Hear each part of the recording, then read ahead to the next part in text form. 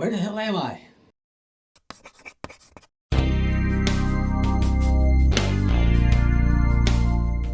Hey, Dr. Video. Who's that? Well, I am you. Only from an alternate timeline.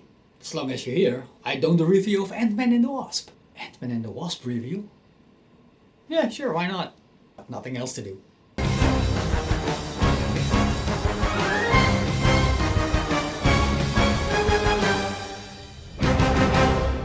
We start with a flashback with a young Hank Pym and a young Janet Van Dyne. Nice de-aging effects. They're on a secret mission. They have to disarm a world-threatening missile. So they shrink to their insect sizes, but they can't get through. So Janet chooses to go subatomic to defuse the bomb, knowing that she might not return. And she's gone. And it's gone. What? Scott Lang went subatomic in the previous Ant-Man, but came back. So why not Janet? Cut to Scott in present day. He's playing with his daughter Cassie. Louise is there too. Who's Louise? Well, not gonna do that. We find out that Scott is in house arrest. Why? Because of Germany. What happened in Germany? He sided with Cap, fought against Team Stark, and by doing that violated the Sokovia Accords. What are the Sokovia Accords? Anyhow, whilst he's playing with Cassie, he accidentally trips the perimeter alarm, and we get acquainted with Jimmy Woo. Who? Yes. There are only 3 days left until he's free. What can go wrong? Somehow, Scott's trips to the quantum realm made him entangled with Janet. I'm also entangled.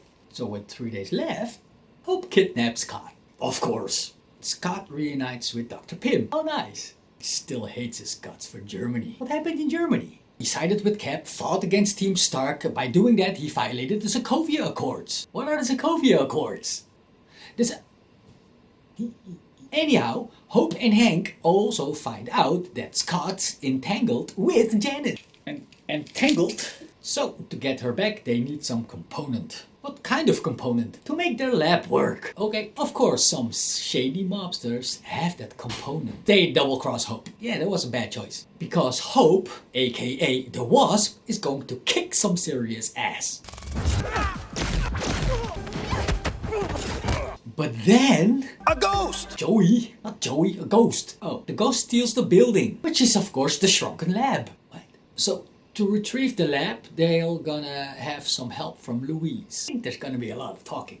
Yeah, and the reference of Baba Yaga. Baba Yaga? John Wick is there? No, but Bill Foster is. Morpheus? Stop with your Matrix references. Well, Foster and Pym go way back, and they're trying to find him to seek some answers. Okay. Then we see Ghost phasing. Phasing? Yeah, you know, quantum phasing, when an object moves to different states of matter. Of course. Well, we see Ghost phasing badly. I think she needs some rest in her hyperbaric chamber to, you know, get better. Who wouldn't? So with Foster's help, they track down the lab. Foster? Oh, Morpheus. But A ghost! captures Ant-Man and the Wasp and Dr. Pym. Then we also see Morpheus is siding with Ghost. I mean, Foster is siding with Ghost. Then we have some exposition about the origins of Ghost, also known as Ava. There's a big explosion and somehow she got hit by that crazy explosion with techno-babble thing and now she's phasing. Yeah, she can't touch shit. And you can't touch her. Go straight through her. Even S.H.I.E.L.D., man. Even S.H.I.E.L.D. uses her as a soldier. And after the S.H.I.E.L.D. collapse, Bill helps Ava. Interesting. But Bill also wants to use Janet. So why not help him instead of fighting them? Yeah, but then the movie would be over. Okay. They escape with the building. Okay. And in the building or in the lab, Scott gets possessed by Janet. Exorcist? No, not the Exorcist. No, Scott, or actually a possessed Scott by Janet, is fixing the machine. And then, so Pym can get her back from the quantum void. And then, the third act starts. What? We have a what's up moment with Louise. You remember that beloved commercial? Of course. What's up? What's up? What's up? What's up?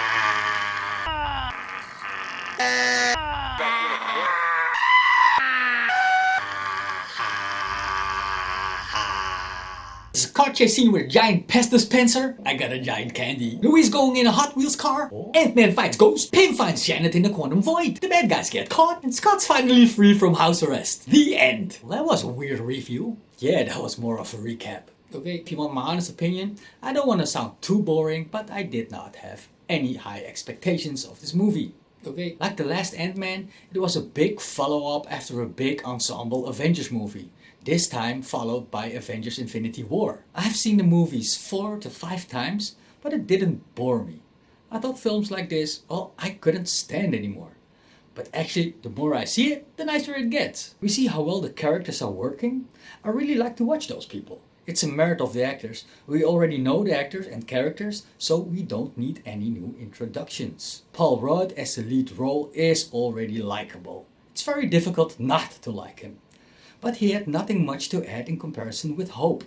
He even comes across less intelligent than the previous Ant-Man movie, which is a shame. Well, you can't go wrong with Michael Douglas and Lawrence Fishburne as snarky old men. They're an autopilot, but they're doing their job well. Women are great in this movie. Hope is kicking ass, finally gets her suit, shows her powers, and gets into the footsteps of her parents.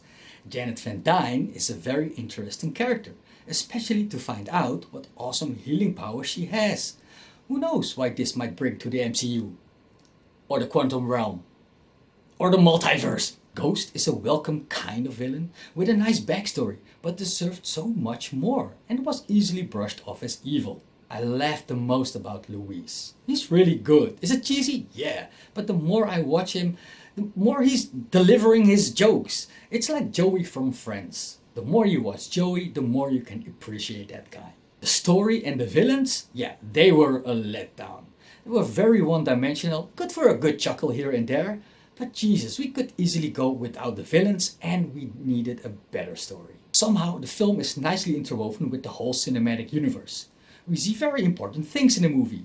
Well, going subatomic will ignite the possibility of time travel. Yeah, Marvel is really digging into parallel dimensions, alternate timelines, quantum realms. First movie was better. I think more of the element of surprise. This movie has nice actors and characters and some great action and comedy scenes. But with a so-so story and stupid villains, this movie will get 7 out of 10 stars. Okay, 7. What is the IMDb score? 7. What is the Metacritic score? 7.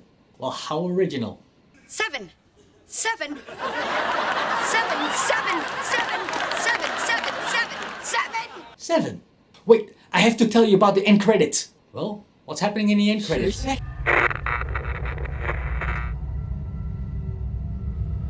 the video. Hello? Yo. Where you at, man? Ah, this is not funny, man. Start the video. Yo.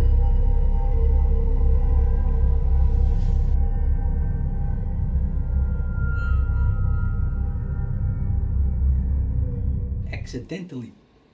And he accidentally... Of course, some shady mobsters have that component and they'll double...